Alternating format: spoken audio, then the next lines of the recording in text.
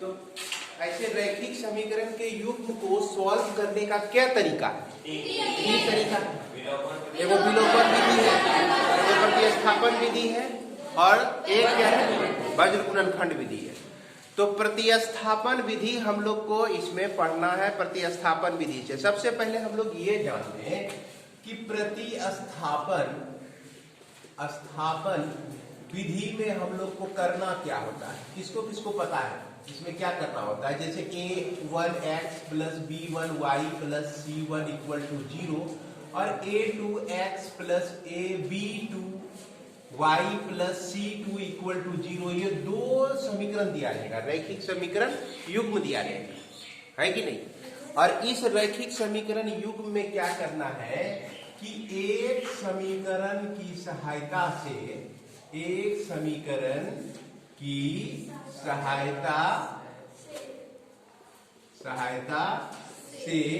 x अथवा मतलब समझता है मेरे, y का मान ज्ञात करना है। अब फिर उसके बाद क्या करना है? दूसरे समीकरण में फिर क्या करना है भाई? फिर दूसरे समीकरण में x अथवा y का मान रखकर बचे हुए चर का मान ज्ञात करना है। जो चर ये x और y का मान जब रखोगे ना, एक चर बचेगा।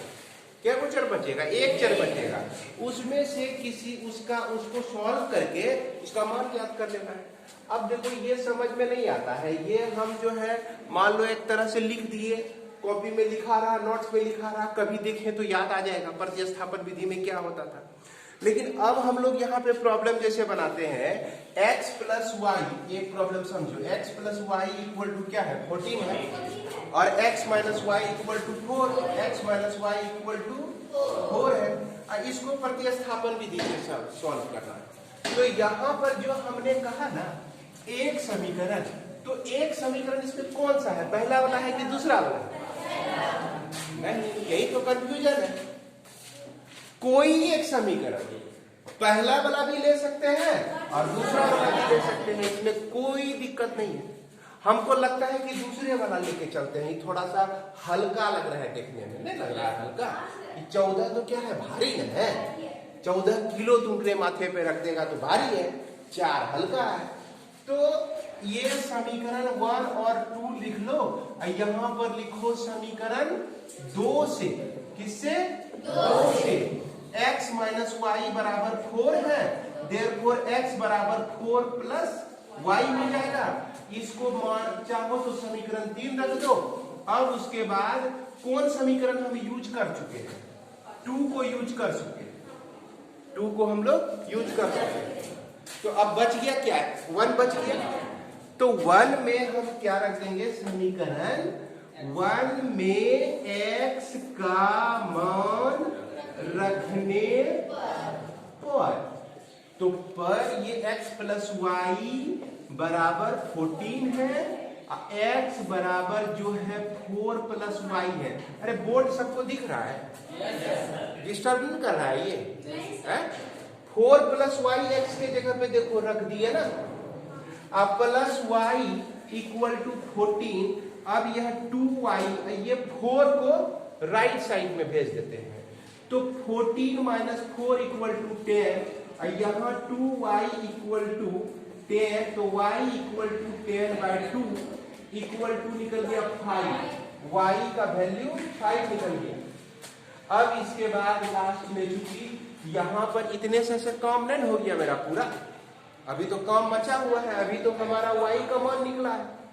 अब क्या चाहिए? हम x का मान चाहिए।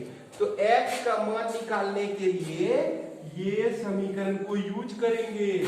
समीकरण 3 से यह x बराबर 4 प्लस वाई, और 4 प्लस y का वैल्यू 5 है, तो ये हो गया 9, देयरफॉर x बराबर 9, y बराबर 5। देखो तो यही आंसर है रे, यही आंसर है।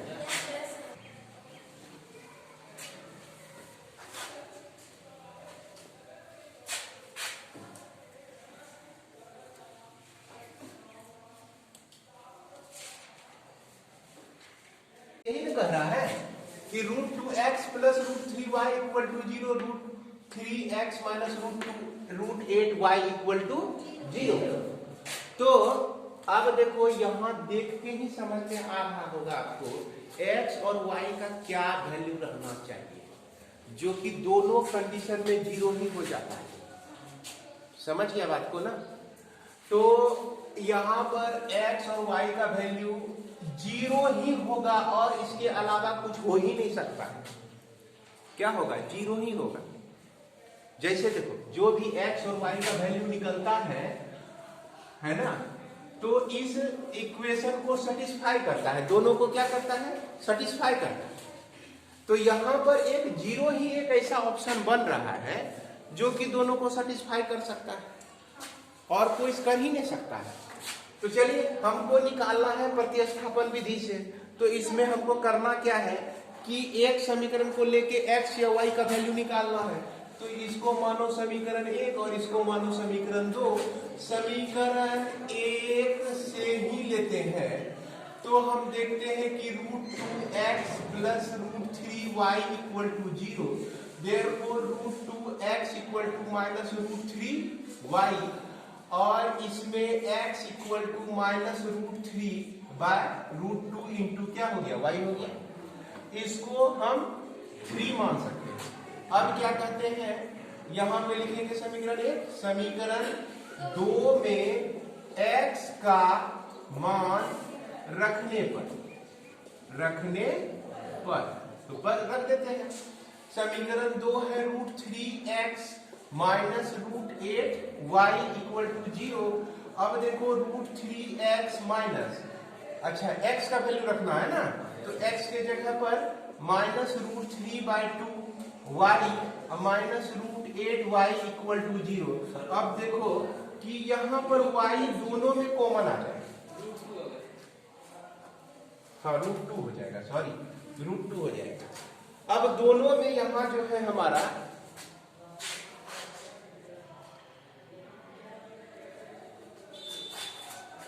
y कॉमन आ जाता है, तो √3 इंटू √3 सबको पता है, तो क्या होता है 3/√2 माइनस √8 इक्वल टू 0। अब y के साथ कितना बड़ा भी नंबर क्यों नहीं हो, लेकिन प्रोडक्ट में है और वह इक्वल टू 0 है, तो ये सारा टर्म 0 से डिवाइड हो जाएगा। तो यहाँ y equal to, therefore y equal to 0/-3। इसको सॉल्व करने की कोई जरूरत नहीं है, इस पे अब दिमाग लगाने की कोई जरूरत नहीं है, इसको जितना है रहने दो, दिमाग इसमें लगाने की जरूरत नहीं है। काहे अब इसको हम सॉल्व करेंगे, सॉल्व करके भी 0 से डिवाइड करेंगे तो 0 ही हो जाएगा। तो इक्वल टू क्या हो गया भाई? 0। y का वैल्यू क्या आ गया? 0 आ गया। अब क्या करना है हमको कि समीकरण 3 में y बराबर 0 रखने पर और यह x बराबर है माइनस √3/√2 इंटू y, तो minus √3/√2 into 0 equal to 0, therefore x equal to 0, y equal to 0। इस तरह से जो है सॉल्व कर सकते हो, कोई दिक्कत है इसमें? नहीं ना, तो बन जाएगा ना ये। पॉइंट 4 में 4 क्वेश्चन में से कौन सा बताना है? 4 नंबर है कि नहीं? तो इसको हमको विलोपन विधि से भी बना के देखना है और प्रतिस्थापन विधि से भी देखना है।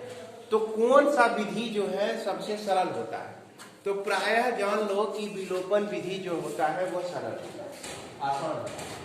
तो इसका रूल क्या है कि आप दोनों समीकरण में किसी से गुणा करके कोई एक वेरिएबल का जो गुणक होता है उसको हम लोग बराबर करते हैं। अब देखो कोई भी समीकरण है, मान लो 2x plus 3y equal to 0 है, तो किसी भी समीकरण में दोनों तरफ एक साथ, मान लो कि यह बराबर 8 है, दोनों तरफ एक साथ किसी भी नंबर से हम मल्टीप्लाई कर सकते हैं। समीकरण में किसी तरह का परिवर्तन नहीं आता है। बात समझ में आ रही है? किसी भी नंबर से। कहने का मतलब कि अगर ये 2x + 3y सिर्फ रहे, समीकरण नहीं रहे, तब हम इसको अगर किसी भी नंबर से मल्टीप्लाई करते हैं और ये हमारा रूल सही है कि इसमें जो है हम इससे भी 3 से मल्टीप्लाई कर दिए, इससे भी 3 से मल्टीप्लाई कर दिए, तो ये तो समीकरण है, दोनों तरफ मल्टीप्लाई कर सकते हैं। लेकिन सिर्फ आपका इस तरह से अलजेब्रिक एक्सप्रेशन दिया रहे या कोई बहुपद दिया रहे, तो उसमें मल्टीप्लाई कर सकते हैं, कर सकते हैं क्या अरविंद, लव कुमार? नहीं होगा, बैलेंस गड़बड़ा जाएगा। हमेशा तराजू के तरह बैलेंस को रखना है, समझ गया ना? तो इसका उपाय है 3 से मल्टीप्लाई करेंगे तो 3 से डिवाइड कर देंगे, ये कर सकते हैं हम लोग, समझ गया ना? कोई भी अलजेब्रिक एक्सप्रेशन दिया रहे तो उसमें जिससे गुना करेंगे उसी से भाग दे देंगे। हर का परिमयीकरण तुम लोग पढ़ता होगा, क्लास 9 में पढ़ा था ना? तो उसमें क्या करते थे हम लोग, जितना ऊपर वाले से गुना करते थे उतना नीचे वाले से भी गुना करते थे, तभी होता था। तो इसीलिए इस चीज को दिमाग में याद रखो किसी भी चीज से। अब यहाँ पर एक समस्या होती है कि किससे आखिर गुना करें। तो गुना करने का सबसे आसान तरीका कि हम जो होता है x का जो गुणक है, इसमें दूसरा वाला में जो x का गुणक है, जैसे यहाँ 1 है तो पहले वाले से गुना कर देंगे, और जो दूसरे वाले में गुना करने के लिए हम किसको देखेंगे, पहले वाले के x के गुणक को। तो यहाँ x का गुणक 1/2 है, तो यहाँ हम 1/2 से गुना कर देंगे। अब 1 × x/2, तो ये x/2 हो जाएगा, और 2x/3 × 1 तो यही हो जाएगा 2y/3, और यह -1। हाफ से इसको गुना करेंगे तो x/2 हो जाएगा, हाफ से इसको गुना करेंगे तो -y/6 हो जाएगा, हाफ से इसको गुना करेंगे तो 3/2 हो जाएगा। क्योंकि 3 × 1/2 रहे तो इसको जो है 3/2 लिखते हैं। बहुत बच्चा कंफ्यूज हो जाता है कि भाई 3 × 1/2 है तो 3 को किससे गुना करें, होता है कितना बच्चा कंफ्यूज होता है। ऊपर से गुना करें कि नीचे से, डायरेक्ट जो है ऊपर वाले से गुना करना होता है। 3 × 1 3 हो गया, और 2 इसके नीचे 1 समझो तो 2 × 1 2 हो गया। तो ये चीज ध्यान रखना, बहुत बच्चे को गलती करते हुए हम देखें। तो ये हो गया तुम्हारा। इसमें देखो यहाँ पर दोनों एक तरह का दिखने लगा। अगर हम इसको माइनस कर देते हैं, घटा देते हैं, तो ये जो है बर्बाद हो जाएगा, खत्म हो जाएगा। खत्म होने के बाद जो बचता है उसको प्यार से लिख लेना है, गुस्सा करके नहीं लिखना है। गुस्सा करके लिखोगे ना तो यहाँ पे जैसे प्लस लिखने वाले थे, प्लस होना चाहिए, और यहाँ पे तुम माइनस उतार देना। इसीलिए माँ बाप से गुस्सा नहीं करना है, एकदम शांति से रहना। अब इधर राइट साइड में देखो -1 लिखेंगे ही। अब 3/2 का साइन क्या है, माइनस है, तो -3/2 लिखेंगे यहाँ। अब इसको सॉल्व करते हैं, 6 एलसीएम हो गया, 3 दूना 6, 2 दूनी 4, तो 4y हो गया, और जोड़ y बराबर एलसीएम हो गया 2, 3 2 एकम 2, तो -2 -3 -5/2, और ऊपर पे 5y/6 equal to -5/2। Therefore y equal to -5/2 into 6 चला गया ऊपर और 5 चला गया नीचे, तो 5 यहाँ खत्म, और 2 दिया 6, तो -3 निकला। क्या निकला -3। तो बड़ी आसानी से सॉल्व कर सकते हैं। अब क्या करना है हमको भाई कि किसी भी समीकरण में, कोई भी समीकरण में y का वैल्यू रख दो, तो लिखते हैं जो समीकरण अच्छा लगता है। समीकरण कौन अच्छा लगता है, देखो सुंदर कौन सा समीकरण है, पहला वाला कि दूसरा वाला?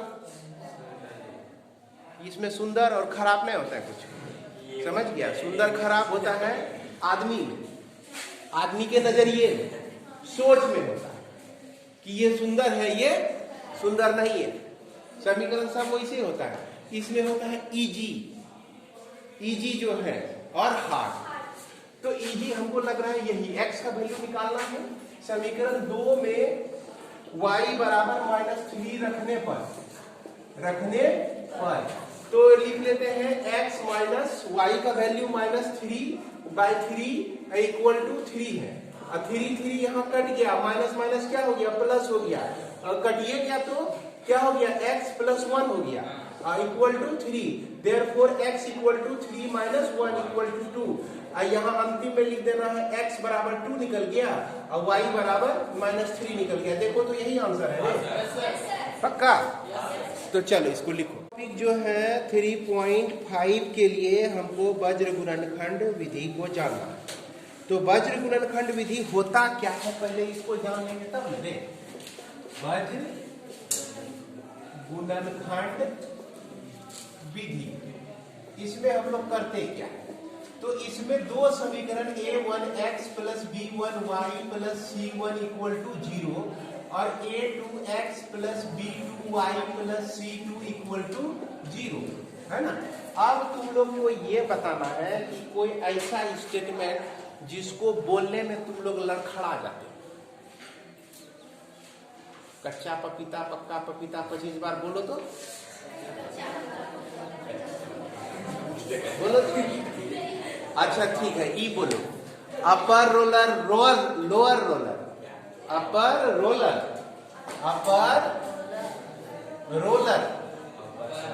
Lower roller.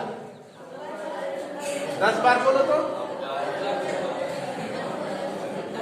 Upper roller lower roller, upper roller. अभी देखो अरविंद से पूछते हैं, अरविंद तुम बोलो, चल खड़े हो जाओ। हाँ बोलो तेजी से बोलो। पहले बार में गड़बड़ा गया। तो देखो ये जो है ना, ये काम क्या करेगा, यहाँ पर ध्यान देना है कि यहाँ पर देखो गुणक क्या क्या है। a1 a2 गुणक है किसका, x का गुणक है। b1 और b2 क्या गुणक है, y का है। और c1 और c2 क्या है, कांस्टेंट टर्म है। तो इसके फॉर्मूला को याद रखने के लिए याद रखो अपर रोलर और लोअर रोलर, ठीक ना। ये तो याद रह जाएगा। अब क्या करना है, x बाय समथिंग आएगा, y बाय एनीथिंग आएगा और 1 बाय नॉनथिंग आएगा, कुछ भी आएगा। अब क्या क्या आएगा इसके बारे में हमको सोचना है। तो x का जब लिखो, x के नीचे क्या आएगा, फॉर्मूला ये हम बता रहे हैं। वज्र गुणनखंड विधि का फॉर्मूला तुम लोग कैसे सेट करोगे। तो जैसे x के नीचे लिखना है तो x वाले को ढक दो। तो अपर है तो ऊपर से शुरू करो, गुना करो, b1 गुना c2। कहां से शुरू किए, ऊपर से नीचे, अब फिर नीचे से ऊपर कर देना, माइनस b2 c1। b2 क्या है, c1। पहले इसको समझो, फिर इसको कैसे लगाते हैं, फॉर्मूला किस तरह इस्तेमाल करते हैं, फिर उसको बताएंगे। ये जो चीज बता रहे हैं वो सबको समझ में आ रहा है ना। अब उसके बाद जब हम y पे जाते हैं तो ये लोअर रोलर में काम करता है। किसमें, अपर के बाद किसमें जाएगा, लोअर। तो y वाला में y को ढक देते हैं। किसको ढक देना है, y वाला गुणक को ढक देना। अब यहाँ जो है a1 गुना c2 करें कि a2 गुना c1 करें। a2 गुना c1, चूंकि लोअर से लेना है हमको, नीचे से लेना, तो यहां पर नीचे से लेना है a2 c1 minus a1 c2। याद रहेगा, बहुत बच्चा यही कंफ्यूज होता है, किधर से गुना करें, ऊपर से इधर करें कि इधर से इधर करें। तो फट से इसको बोल, समझ में आ जाएगा। अब चलते हैं 1 के नीचे क्या है। तो 1 के नीचे आने के लिए कांस्टेंट को ढक देते हैं। तो अपर भी हो गया, फिर लोअर हो गया, फिर किसकी बारी आएगी, अपर की बारी आएगी। तो अपर में यानी ऊपर से, तो a1 गुना b2, a1 गुना b2 माइनस a2 गुना b1, a2 गुना b1। तो ये हो गया तुम्हारा फॉर्मूला। अब इस फॉर्मूला का इस्तेमाल देखो किसमें हम करें। 3.1 का कौन सा उठाए रे, 4 गो में उठाते हैं हम 3 नंबर। तो 3 नंबर में ये कह रहा है 3x minus 5y equal to 20 और 6x minus 10y equal to 40। अभी देखो इसको और इसको दोनों को मिला के देखो, दोनों का नाक नक्शा मतलब कि स्ट्रक्चर सेम है नहीं है, स्ट्रक्चर सेम नहीं है, इसलिए कि ये जो है कांस्टेंट लेफ्ट साइड आ गया है और बराबर होके 0 हुआ है। तो उसी तरह से यहाँ पर 3x minus 5y minus 20 equal to 0 ऐसे तो लिख सकते हैं। उसके बाद यह 6x minus 10y minus 40 equal to 0। एक बार क्वेश्चन को मिला लेना, तुम लोग गलत तो नहीं लिखे हैं, देख लो तो ठीक लिखे हैं, दोनों में माइनस है हमारा। लेकिन यहां पर जो है ये जो है आपका इसमें और एक चीज दिया गया है, रेखीय युग्म जो है किसका अद्वितीय हल है, किसका कोई हल नहीं है, अपरिमित रूप से अनेक हल है। इसका जो है अपरिमित रूप से अनेक हल हो जाएगा, यानी कि इसमें जो है हम लोग वज्र गुणनखंड का प्रयोग नहीं कर सकेंगे। तो यहाँ पर चलो कोई बात नहीं है, घंटी भी लग गई है। तो इसमें इस तरह के प्रॉब्लम को कैसे सॉल्व करना है, a1 बटे a2 निकालो। कितना निकला भाई?